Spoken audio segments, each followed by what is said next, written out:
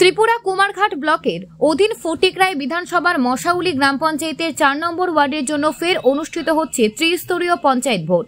গত বৃহস্পতিবার গোটা রাজ্যে ভোট অনুষ্ঠিত হলেও সংশ্লিষ্ট ভোট কেন্দ্রটিতে দায়িত্বপ্রাপ্ত ভোটকর্মীদের ব্যালট পেপার বিতরণের ত্রুটির কারণে এই কেন্দ্রে ফের ভোট গ্রহণের ঘোষণা দেয় রাজ্যের নির্বাচন কমিশন।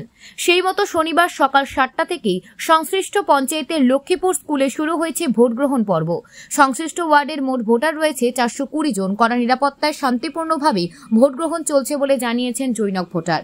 নির্ধারিত সময় বিকেল ৪টে পর্যন্ত চলবে ভোট গ্রহণ। যদিও দ্বিতীয়বারের ভোটদানে ভোটারদের উৎসাহ তেমন একটা নেই বলেই মনে করছেন সচেতন নাগরিকরা।